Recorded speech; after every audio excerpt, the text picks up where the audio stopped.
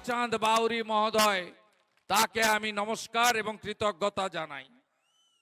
আমাদের প্রাক্তন সাংসদ, বর্তমান বিধায়ক, বর্ষিয়ান শিক্ষক নরহরি মাহাতো রয়েছেন।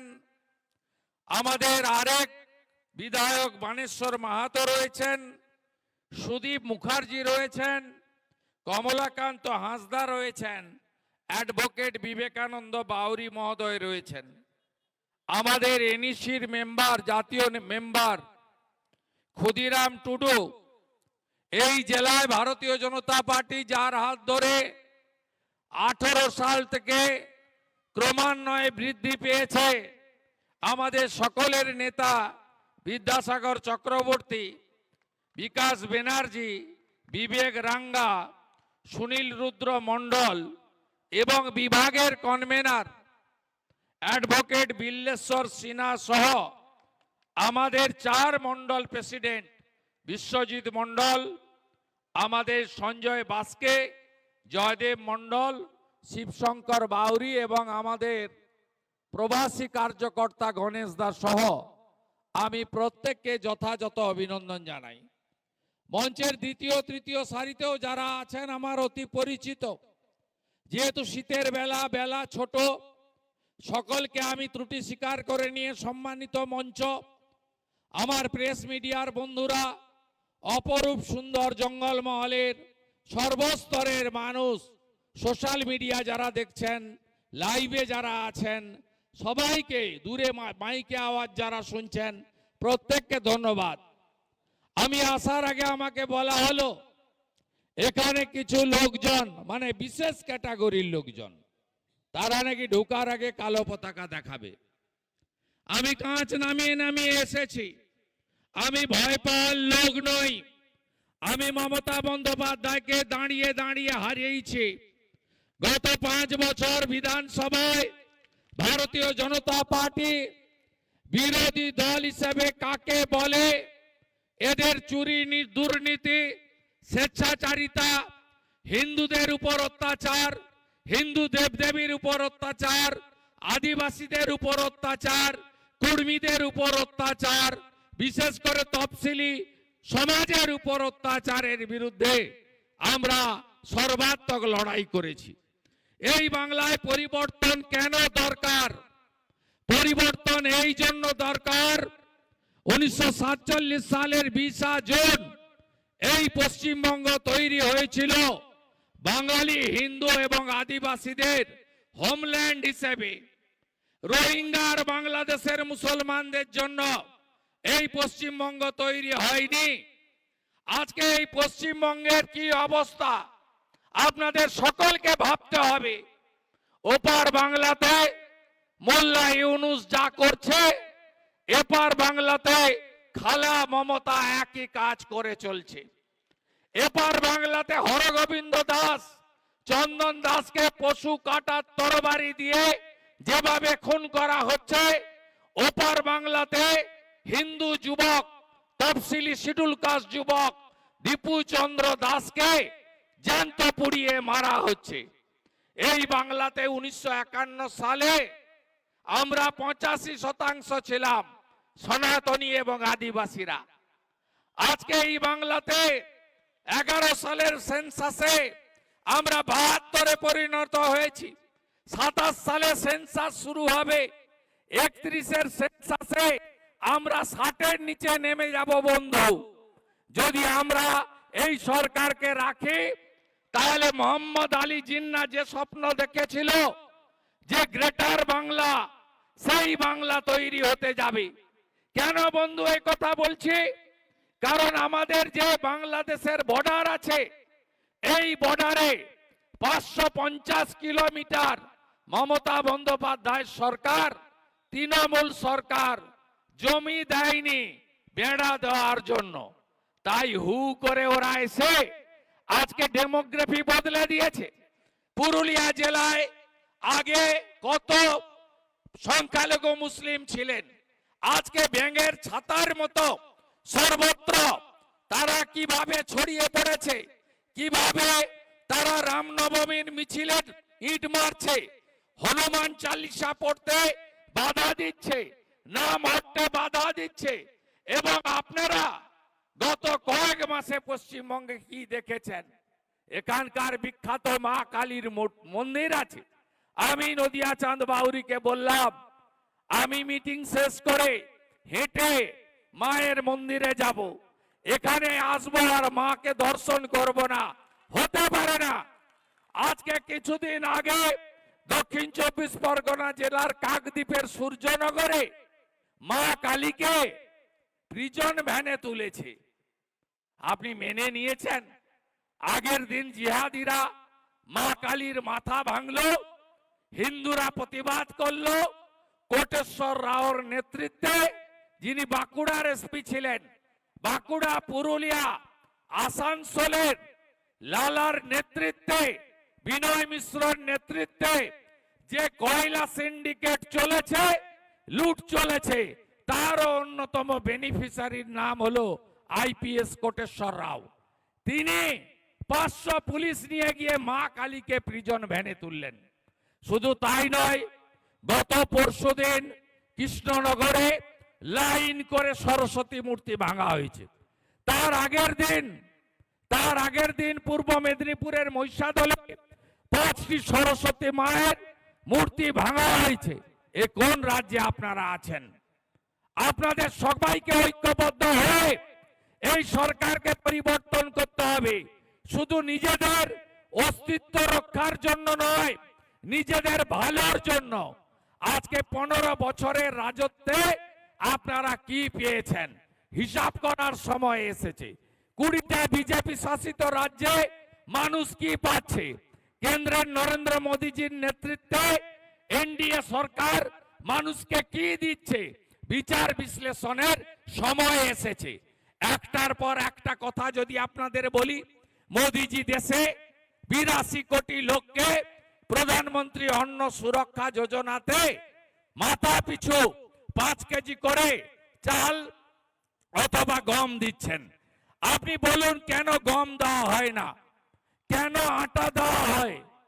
আটা তো আমরা চাই না, গোটা দেশে গম দেওয়া হয়। এই ভালো আটাগুলো, ভারত সরকারের ভালো গমগুলো বাংলাদেশে পাচার করে দেওয়া হয়। পোকা গমগুলোকে পেশাই করে প্যাকেটে ঢুকিয়ে ওই আটা দেয়। ওই আটা গবাদি পশুও মুখে দেয় না। একদিকে মোদিজি 7 কোটি মানুষকে রেশন পাঠাচ্ছেন, আর তৃণমূল এখানে জ্যোতিপ্রিয় নেতৃত্বে আজকে 10,000 কোটি টাকার রেশন কেলেঙ্কারি করছে। শাহজাহান বাকিবুর রহমানের নেতৃত্বে ভালো গম বাংলাদেশে পাচার করছে। নরেন্দ্র মোদীজি দেশে 14 কোটি শৌচালয় নির্মাণ করেছেন। এই রাজ্যেও তার রাজধর্ম পালন করে 72 লক্ষ শৌচালয় দিয়েছেন। কে কে পেয়েছেন? কেউ পেয়েছেন? কেউ পাননি। মাথা পিছু 12,000 টাকা করে দিয়েছিলেন। তৃণমূল কংগ্রেস লুট করে নিয়ে চলে গেছে। বলে বড় বড় কথা, বলে আমরা বাড়ি আটকে রেখেছি। আরে আপনারা তালিকা প্রকাশ করুন।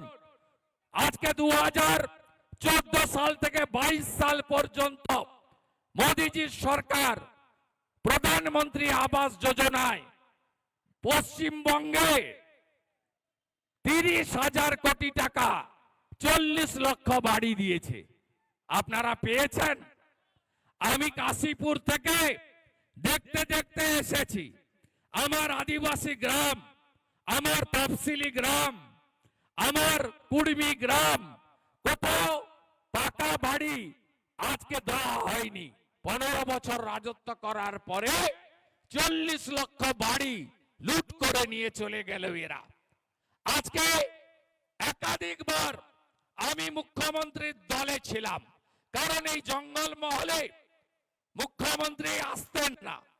2009-10 সাল থেকে এই জঙ্গল মহল পুরুলিয়া, অবিভক্ত পশ্চিম মেদিনীপুর, বাঁকুড়া জেলা, একদিকে মাওবাদী জনসাধারণের কমিটি, অন্যদিকে যৌথ বাহিনীর অত্যাচার ছিল।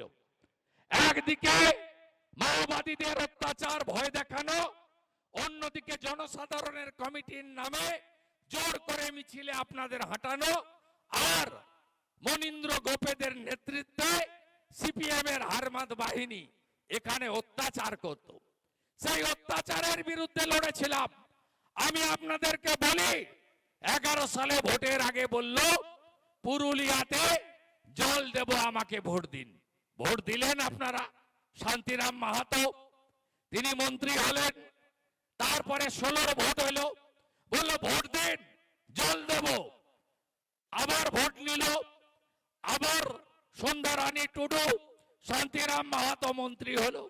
21 ভোট নিল, সেখানে শান্তিবাবু হেরে গেলেন মানেশ্বর বাবুর কাছে। আবার সন্ধ্যা টুডু মন্ত্রী হলো। মন্ত্রী হওয়ার পরেও এই জেলাতে জল পেয়েছেন আপনারা, পানীয় জল। আমি যখন গ্রীষ্মকালের কর্মসূচিতে আসি, একটা নলকূপ, তাকে ঘিরে 250টা কলসি বা বালতি নিয়ে মায়েরা, দিদিরা, বোনেরা দাঁড়িয়ে আছেন। কি পেলেন 15 বছরে? বলেছিল দামোদর থেকে জল তুলব, সেই জলকে পিউরিফাইড করব, নলে জল পাঠাবো। পুরো আসানসোল জোন, পুরুলিয়া, বাঁকুড়া, আমি সব বাড়িতে জল পাঠিয়ে দেব। কিন্তু আপনারা 15 বছরে পাননি। মোদিজি তিনি প্রথম থেকে মায়েদের কথা ভাবেন। যত বাড়ি দিয়েছেন দেশে, 5 কোটি বাড়ি, সব মহিলাদের নামে এগ্রিমেন্ট হয়েছে। নরেন্দ্র মোদিজি 11 কোটি মহিলাকে উজালার গ্যাস দিয়েছেন। বাজারের গ্যাস থেকে 400 টাকা কমের gas, connection free, stove free. এই রাজ্যেও 1,30,00,000 আমার মা বোন দিদি তারা উজালা পাচ্ছেন। মোদিজি মহিলাদের জন্য রেশন দিচ্ছেন ভারত সরকারের অর্থে। নরেন্দ্র মোদিজি শৌচালয় নির্মাণের কাজ করেছিলেন মহিলাদের লজ্জা নিবারণের জন্য। আজকে নরেন্দ্র মোদিজি জল জীবন মিশন আনলেন, যে নলে জল দেব। আমার মা বোনেরা নলে জল পাবে বাড়িতে বাড়িতে, মাথা পিছু 70 লিটার জল। কত টাকা পশ্চিমবঙ্গ পেল? 8,000 কোটি টাকা।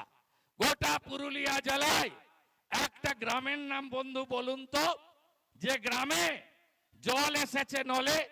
পারবেন বলতে? একটা গ্রামের নাম? নল আছে, জল নাই।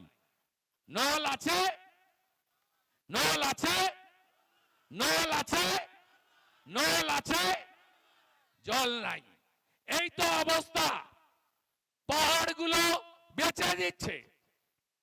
পাহাড়গুলোর অস্তিত্ব, শুশুনিয়া পাহাড় থেকে সব পাহাড় বেচে দিচ্ছে। এত টাকা দরকার এদের। নদীগুলোর তো অস্তিত্ব নাই, বালি চুরি হচ্ছে। আপনার ঝাড়খণ্ড থেকে গোমাতা পাচার করছে পুরুলিয়ার উপর দিয়ে, যে আপনার কন্টেনারে মাল যায় পুরুলিয়া, আদ্রায় সব জায়গা দিয়ে গাড়ির পর গাড়ি পুলিশ পার করাচ্ছে। হিসাব পরিষ্কার। এখানে একটা সময় তৃণমূলের রাজ্যসভার সাংসদ দোলা সেন এসেছিলেন পুরুলিয়াতে শ্রমিক সম্মেলন করতে। তিনি বলে গেছিলেন 100 টাকা তুললে 25 টাকা রেখে দেবে, 75 টাকা কলকাতায় পাঠাবে। হিসাব আমরা বুঝে নেব। পুলিশ তাই করছে। এটাই ফর্মুলা। 100 টাকা তুলছে আর 25 টাকা রাখছে, 75 টাকা সোজা কালীঘাটে চলে যাচ্ছে। আজকে কয়লা, বালি, পাথর, গরু পাচার শুধু নয়, শৌচালয়, আবাসের বাড়ি, মনরেগার টাকা, এমনকি পাহাড়, জঙ্গল, গাছ আজকে বেচে দেওয়া হচ্ছে। আজকে প্রকৃতি মা যা যা দিয়েছিলেন পুরুলিয়াকে, এক অপরূপ সুন্দরী জঙ্গলমহল, অরণ্য সুন্দরী, একে আজকে শেষ করছে এই চোরামূল, তোলামূল, সর্বস্ব খায় এরা।